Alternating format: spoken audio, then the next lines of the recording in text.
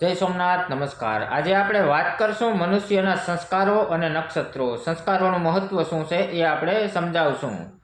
તો આપણે વધારે ટાઈમ નથી બગાડવો, આપણે શરૂઆત કરી દઈએ સીધા ટોપિક ઉપર। અત્યારના યુગમાં લોકોને સંસ્કારોની બાબતમાં કશું જ જ્ઞાન હોતું નથી। જ્યારે કોઈનું જનોઈ દેવાનું હોય, શ્રીમંત સંસ્કાર થતો હોય અથવા વાગદાન કે લગ્નનો વિધિ થતો હોય ત્યારે લોકોને નાચવા કૂદવાની તેમજ ગાવા બજાવવાની મજા પડતી હોય છે। રંગબેરંગી લાઇટોના અવનવા પ્રકાશ અને લગ્ન ગીતો કે બીજા ફાલતુ ગાયનોની રમઝટ માણવામાં લોકોને સંસ્કારોનું સાચું મહત્વ ભૂલતા જાય છે। પણ હવે આપણે સમજવા માટેનો સમય પાકી ગયો છે અને સંસ્કારોનું શું મહત્વ છે તે આપણે જાણવું જ પડશે। આપણે એક વાસણમાં દૂધ લઈને અને તેને ગમે ત્યાં મૂકી રાખીએ।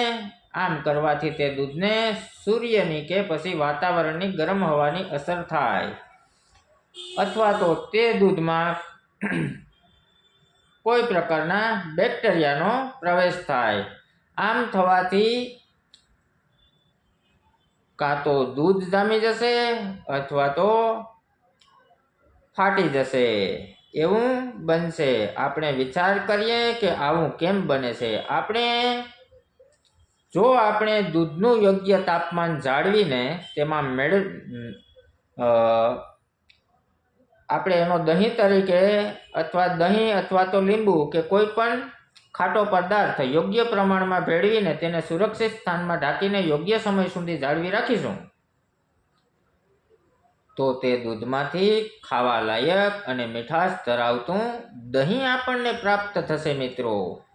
પણ અગાઉ જે જામી ગયેલા કે ફાટી ગયેલા દૂધની વાત કરી તે દૂધ તો ખાવા માટે જરા પણ કામ આવવાનું નથી।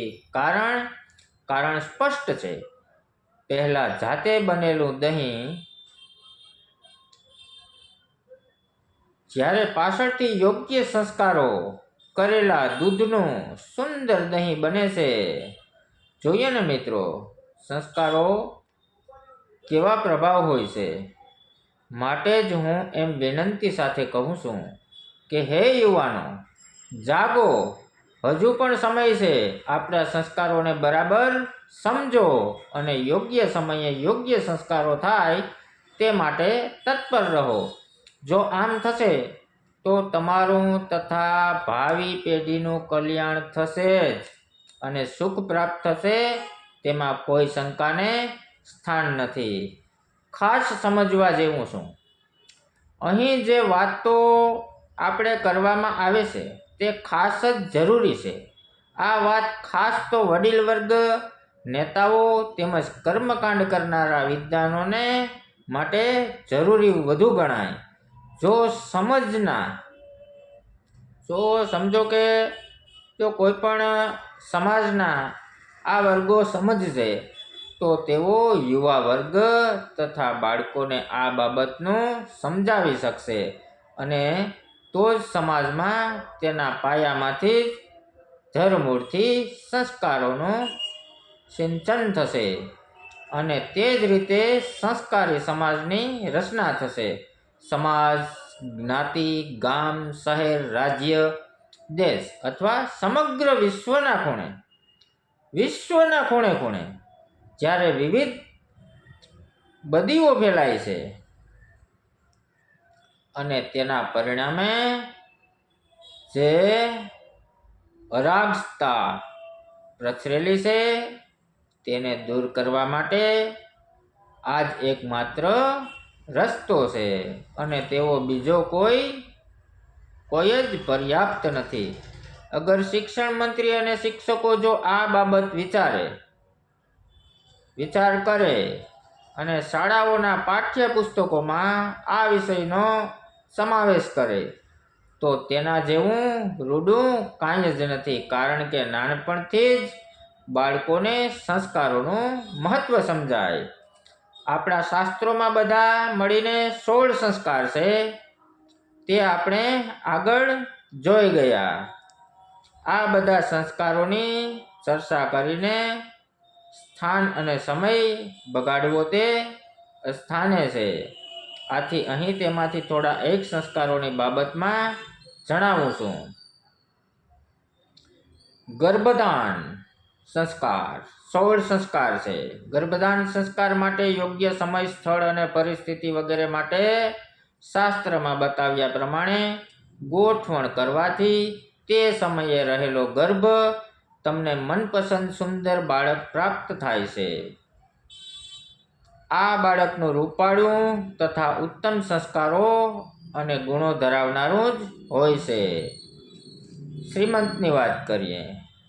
શ્રીમંત અને પુષ્વન આ સંસ્કારો યોગ્ય રીતે કરવામાં આવ્યા હોય તો તમે પુત્ર પ્રજા ઈચ્છો કે પછી કન્યા પ્રજાની આશા રાખો તે અવશ્ય પ્રાપ્ત થાય છે. તેમાં જરા પણ શંકા નથી. નામકરણ સંસ્કારને સમજો. અત્યારના સમાજમાં તો નામકરણ જેવું કાંઈ છે જ નહીં. એક એવો જમાનો હતો કે બાળકોની ફઈ બાળકોનું નામ પાડે. વળી તે પછી એવો સમય આવ્યો કે બાળક જન્મે ત્યારે કદાચ તેની રાશિ જાણવા પ્રયત્ન કરે અથવા વગર રાશિએ મનગમતું નામ રખાય તેમ માતા પિતા ખૂણામાં જઈને નક્કી કરે અને તે નામ રાખવામાં આવે. એનું પરિણામ ડાહ્યાભાઈ નામ હોય, પણ કોઈ દોઢ ડાહ્યા જ હોય અથવા સાવ ગાંડા ગેલા પણ થાય. શાંતિબહેન માથાના દુખાવા જેવા જ પાકે અને સુલોચનાબહેન ક્યાં તો બાડું જોતા હોય અથવા એક આંખ જ ન હોય. વેદાધ્યયનનો સંસ્કાર શા માટે? સમજો, આ સંસ્કાર વખતે બાળકની જીભ ઉપર દર્ભ અથવા ઉત્તમ ધાતુની સળી વડે મદથી મંત્ર લખાય. પરિણામે બાળક જ્ઞાની, ચતુર અને વિદ્વાન બને. આ બાબતમાં વધુ સમય લેવાને બદલે આગળ વધીશું. સંસ્કારોનું મહત્વ જ સમજ્યા પછી આપણે તેના મુહૂર્તોની બાબતમાં વિચાર કરીશું.